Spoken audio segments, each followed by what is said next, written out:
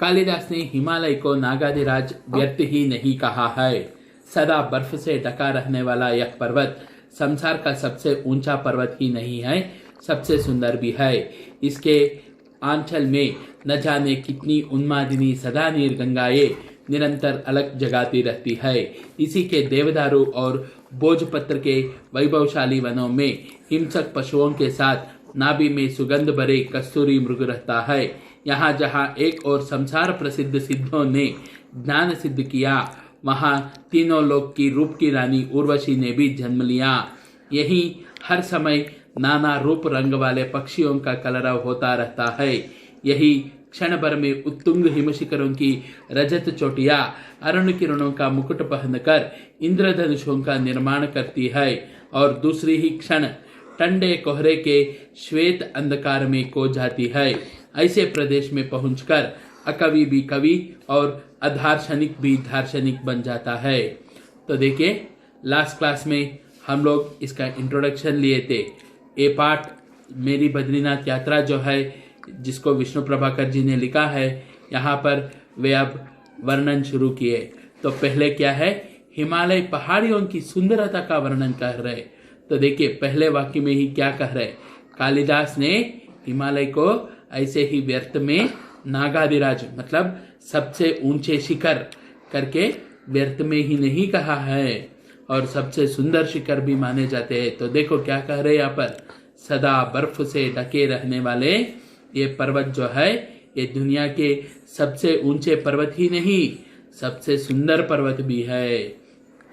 इसके आंचल में मतलब पहाड़ियों के आंचल में कितने न जाने उन्मादिनी नदियां, देखो क्या कह रहे, तुम लोग देखे होंगे या सुने होंगे, पढ़े होंगे, उत्तर भारत में जो नदियां बहती है 95% नदियां जो है वो हिमालय की पहाड़ियों से ही निकलती है। तो इसीलिए कह रहे यहाँ पर, न जाने कितनी उन्मादिनी सदा नीर गंगाएं करके क्यों बोल रहे हैं। ये उत्तर भारत की नदियां जो है, इनकी खासियत क्या है बोले तो 365 डेज राउंड द ईयर बहते रहते, कभी रुकते नहीं है। क्योंकि जब ठंडा मौसम आता है तब भी बारिश होती है, उसके साथ नदी का पानी बह के आता है। गर्मी के मौसम में हमारे यहाँ पर दक्षिण भारत की नदियां तो सूख जाती है गर्म हवा के कारण से, लेकिन क्या होता है, हिमालय पिघलने लगता है। इसी कारण से क्या होता है, समर में पानी और भी तेजी से बहने लगती है नदियों में। तो इसीलिए कह रहे वहां पर सदा नीर गंगाएं, हमेशा बहने वाली नदियां जो है वो अलग जगाती रहती है। अलग जगाती करके क्यों बोल रहे, यहाँ जब हिमालय की पहाड़ियों को लेते हैं तो उत्तरांचल राज्य में जो निकल पड़ते हैं, तो यहाँ की प्रमुख नदी कौन सी है बोले तो अलकनंदा, इसलिए वहां पर अलग जगाती है करके बोले। तो इसी के देवदारू और भोजपत्र के वैभवशाली वन, देवदारू मतलब आप लोग सुने होंगे सिल्वर ओक करके बोलते हैं हम लोग, बहुत ही हार्ड वुड होता है।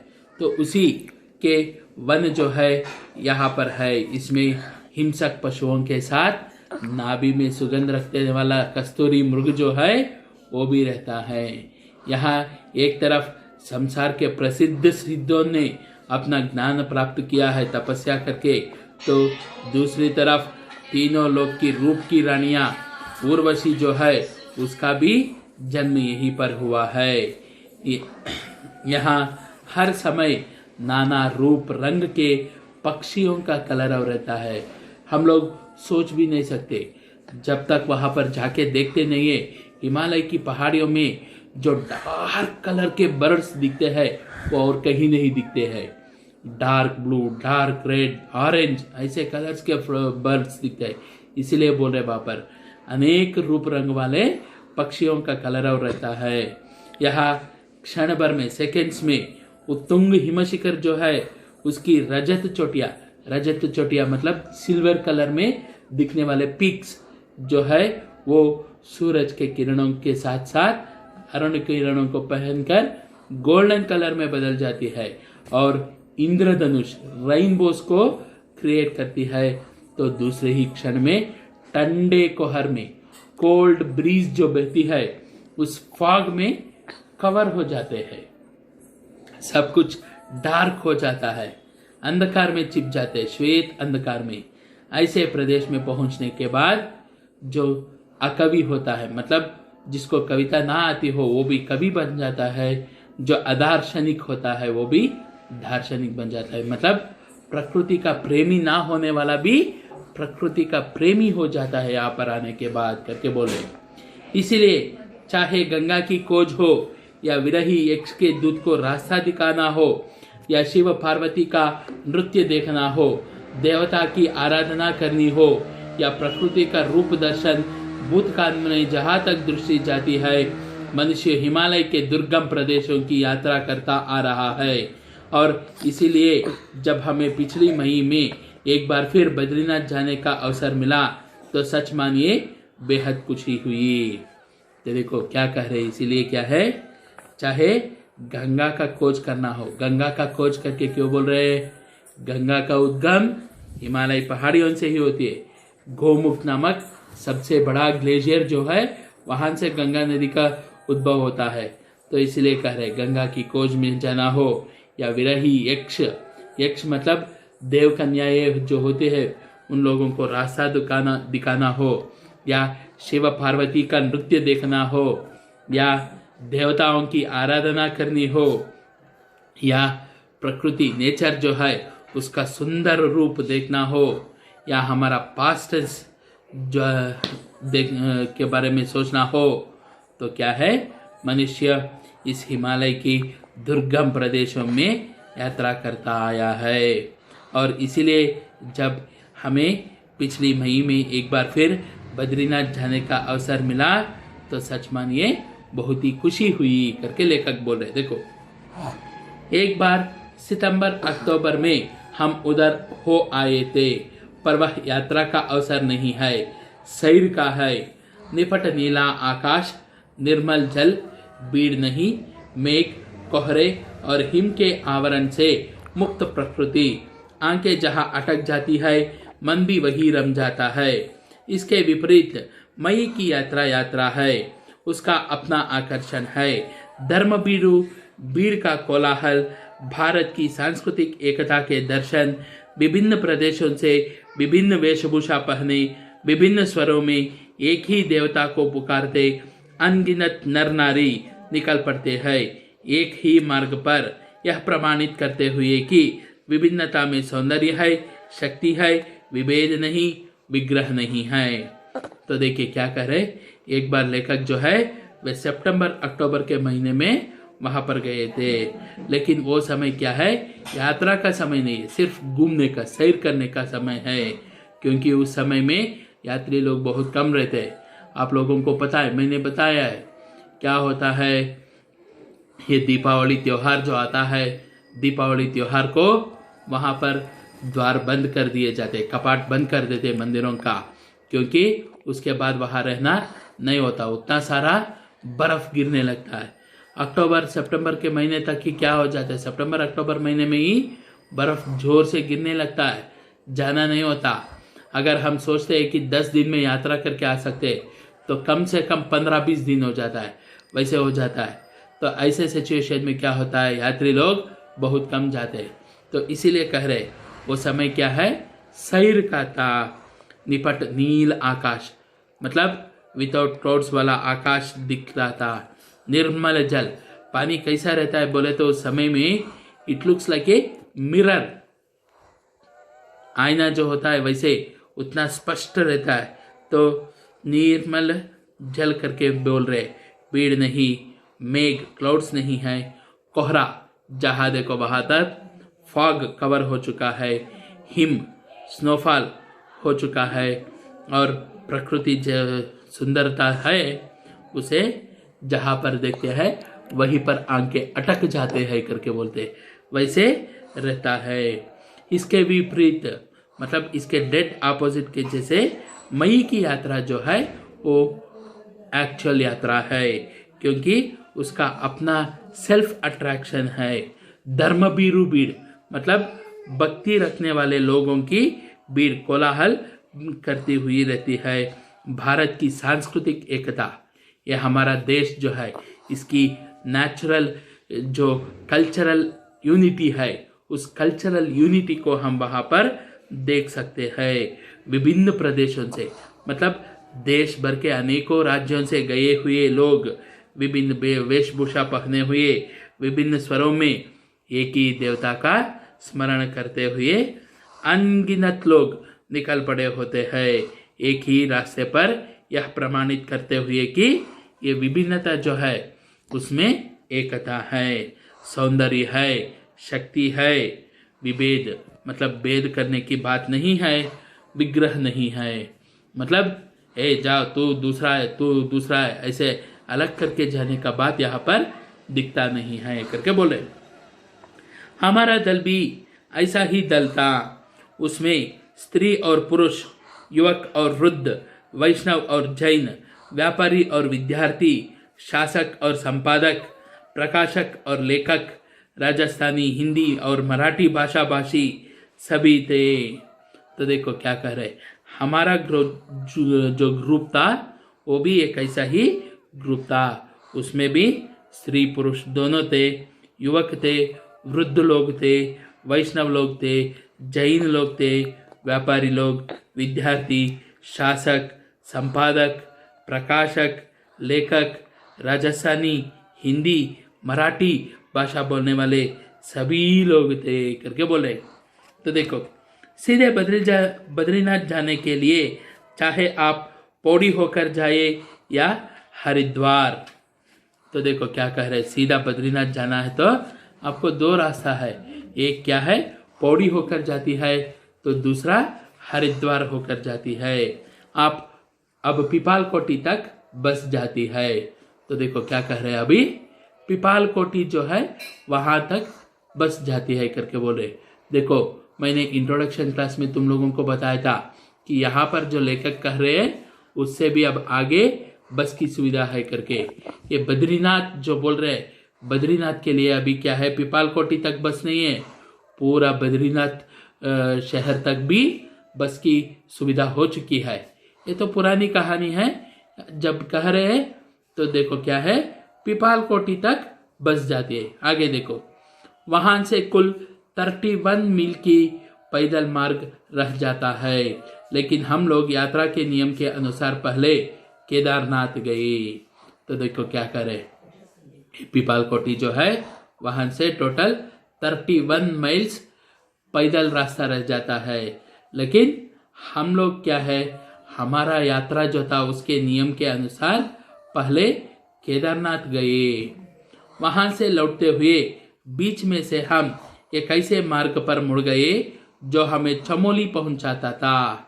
तो देखो क्या कर रहे, वहां से लौटते वक्त, कहां से, केदारनाथ से लौटते वक्त हम लोग बीच में एक ऐसे मार्ग पर टर्न ले लिए, मुड़ गए जो हमें चमोली पहुंचाता है। Chamoli is a district headquarters, Uttaranchal की डिस्ट्रिक्ट्स जो है उसमें से एक है चमोली।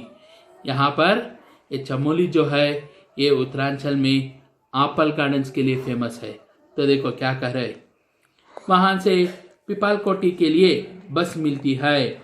इसी मार्ग पर केदारनाथ की शीत ऋतु की राजधानी कुशीमठ और हिंदुओं का सबसे ऊंचे स्थान पर बना हुआ मंदिर तुंगानाथ है। यह मार्ग अपेक्षाकृत भयानक है, इसलिए इसका सौंदर्य भी अभी अछूत है। तो देखो क्या कह रहे, ये चमोली जो है वहां से पिपालकोटी जाने के लिए बस मिलती है। इस रास्ते में केदारनाथ जो है उसकी शीत ऋतु की राजधानी, क्या विंटर सीजन का कैपिटल कुशीमठ जो है वो, और उतना ही नहीं, हिंदुओं का सबसे ऊपर स्थान पर बना हुआ मंदिर तुंगानाथ जो है वो भी मिलता है। इस मार्ग में लोग कम आते हैं, क्यों? क्योंकि रास्ता भयानक है, इसलिए इसका सौंदर्य अभी अनटच्ड है। हम प्रतिदिन सवेरे 3 बजे उठते थे, बिस्तर समेटते, नित्य कर्म से छुट्टी पाते और भार वाहकों को सामान सौंपकर 4 बजे तक आगे बढ़ जाते थे। बिजली की रोशनी में जीने वाले हम लोग जैसे उस प्रदेश में प्राकृतिक प्रकाश में राहत पाते थे, जैसे हम वहाँ चकाचौंध की थकान उतारने ही गए थे, प्रतिदिन 12 से 18 मील तक चलते। तो देखो क्या कर रहे हैं, हम लोग प्रतिदिन एवरीडे सुबह 3 बजे उठ जाते थे। हम लोग उनका बिस्तर समेट लेते, नित्य कर्म से छुट्टी पा लेते और भार वाहक करके बोल रहे। क्या होता है यहाँ पर रास्ते में जाने के लिए हम लोगों का लगेज बोने के लिए क्या होता है, पोर्टर्स मिलते हैं। तो उन्हीं पोर्टर्स को वहां पर क्या कर रहे, भार वाहक करके बोल रहे। उन लोगों को हमारा सामान सौंप देते और 4 बजे तक आगे निकल पड़ते। बिजली की चकाचौंध हमारे रेगुलर लाइफ में क्या है, इलेक्ट्रिसिटी का लाइटिंग जो है उसमें जीने वाले हम लोगों को यहाँ पर नेचुरल लाइट में राहत मिल रहा था। यहाँ पर हम लोग क्या है, एवरीडे 12 से लेके 18 मील्स तक पैदल चलते थे करके बोले। कहीं ऊंचा उठता चला गया पथरीला पथ, कहीं नीचे भागता हुआ चट्टानी मार्ग, संकरी पगडंडी, एक ओर बुदराकर चट्टाने, दूसरी ओर अतल में बहती हुई सरिताएं, कहीं सघनबंद तरह तरह के पेड़, जंगली फूल, चहचहाते पक्षी, कहीं तेज धूप, निपट छायाहीन मार्ग, कहीं भयंकर शीत और कहीं वर्षा बर्फ तूफान। तो देखो क्या कर रहे, वो रास्ता जो है उसका प्राकृतिक सौंदर्य को वर्णन कर रहे। तो देखो क्या क्या कर रहे, कहीं पर ऊंचा उठता चले जाने वाला पथरीला रास्ता, मतलब हाइट चढ़ना होता है, चढ़ने के बाद क्या है, कहीं उतरने का है? तो देखो इसीलिए क्या है, नीचे भागता हुआ चट्टानी रास्ता।